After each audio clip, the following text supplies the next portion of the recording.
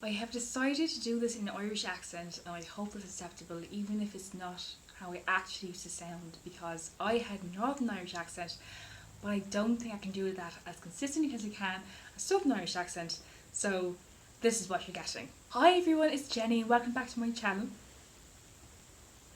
It's the Irish Readathon time, which is hosted by Leanne, Elaine and Aoife. I will link their channels down below, but they just encourage you to read more Irish literature. But they do have prompts if you want to join in, and I do, so here we go. So first of all is to read a book with green on the cover. So this is Iris Murdoch's Under the Net. I bought 3 of her books now, so I really need to get around to reading one of them. And this is her first novel. She was born in Dublin, but actually she moved to England and lived in England for most of her life. So I kind of identify with that because I moved when I was 7, so to England. So I think this is quite a comic novel. I think it's about actors. I don't know, a hack translation and a singer. There we go. I just think I'm going to really like her style. I've not read her before, but it's going to be grand. And then, wow, look at me being stereotypical. I do actually say that, to be fair, because I am from there. Anyway, the other book that I might read, but is lower on my priority list, is The Good People by Hannah Kent. She's actually Australian, but it has green on the cover and is set in rural Ireland in 1825. And I think it's about 3 women who are trying to save a little boy who can't talk or walk and things like that. And I don't really know, but it you know, anything set in rural Ireland, I'm kind of sold. And look at the cover. I mean, it took me way too long to realise there's a face there. I was like, look at that pretty leaf for ages, and then was like, wow, would you look at that?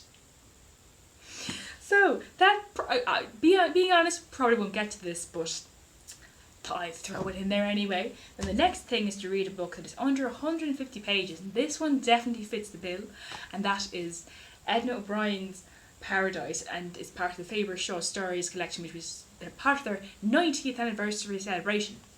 And how long is this? This is only 62 tiny pages. I've not read her before, so I'm excited, and this is a perfect way to get into her work. But the other thing I'd like to read potentially is a Brian Friel play. I've got lots of his plays.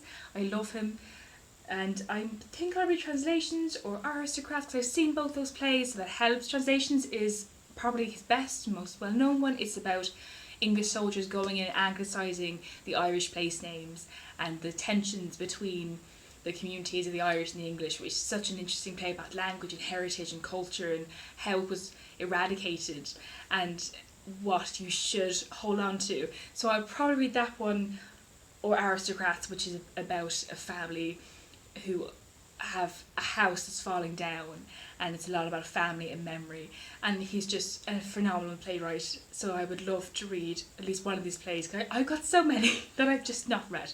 And then the next one is to read a book that was published between 2018 and 2020, so I've got another Edna O'Brien. Is it O'Brien?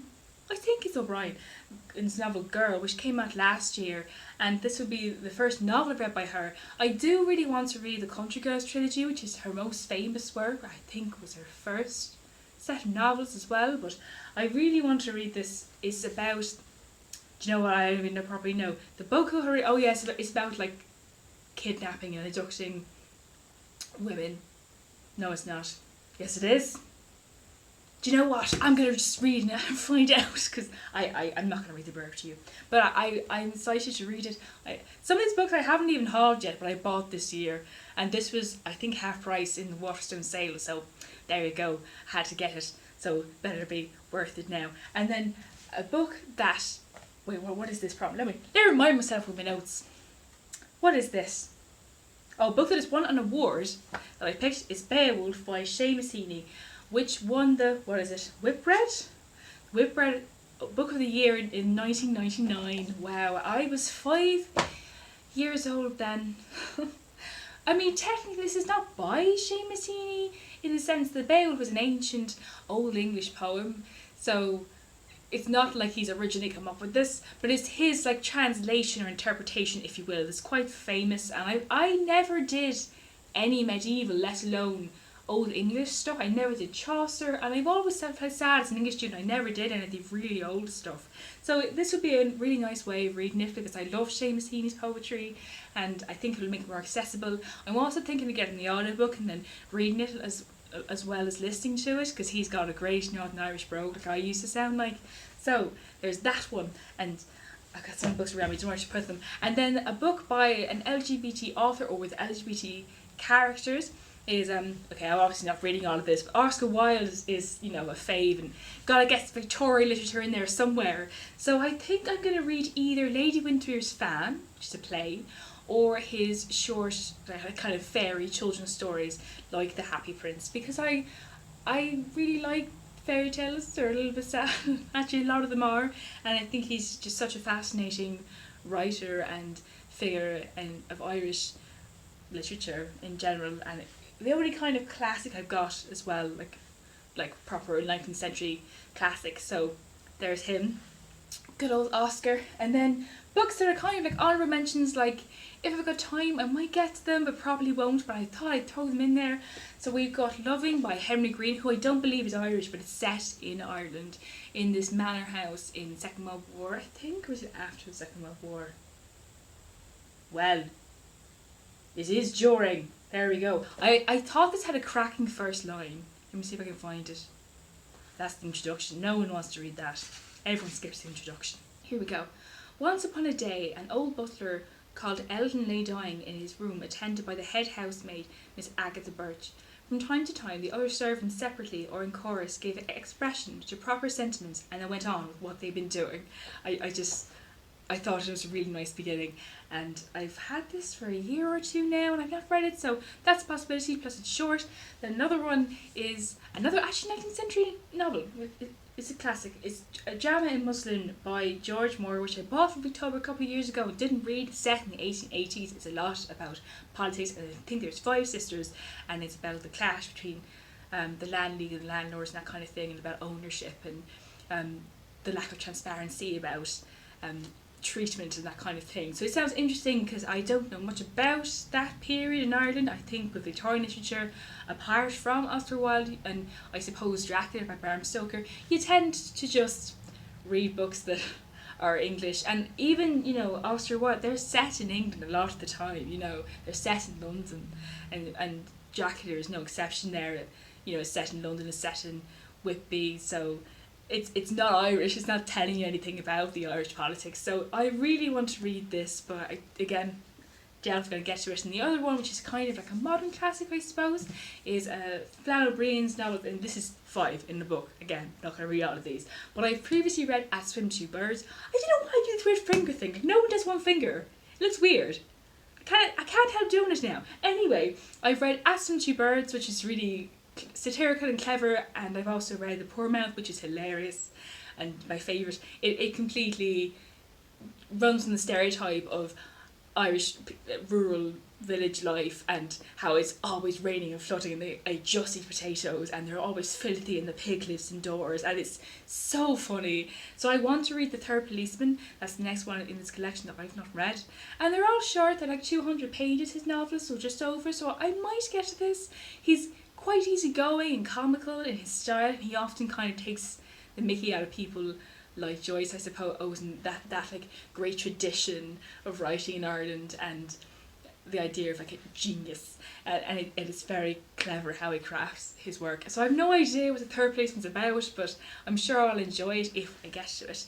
So there we go, those are the books I'm going to read. I've also got a couple of audiobooks I've been saving. I've got The Green Robe by Anna Enright, who I've never read before, so that'd be great to read her or listen to it. I also particularly love it because you can hear the Irish accent and it just makes my heart swell, and wish to God I still had mine. And there's another one called When All Is Said. Oh my gosh, I can't remember who that's by. Oh, I think it's Anne again. Oh, I'm going to put that below.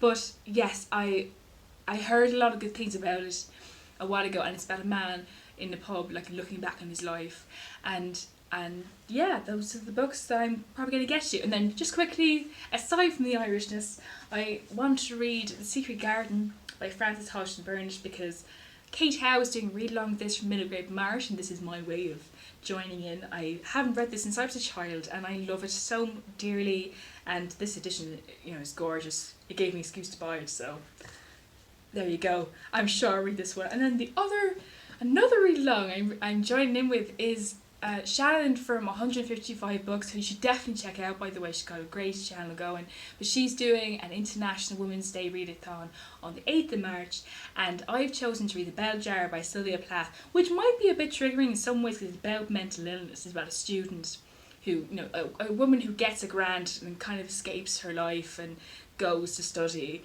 in this quite renowned college, I think in New York or it's in New York, yes, and it's a lot about like her experience of mental illness, and The Bell Jar is a metaphor for that, I believe. But it's a book that I know I got this for my 17th birthday, and that is longer ago than I care to remember, so I really want to read this, and it's short enough I could read at least a good chunk of it in a day.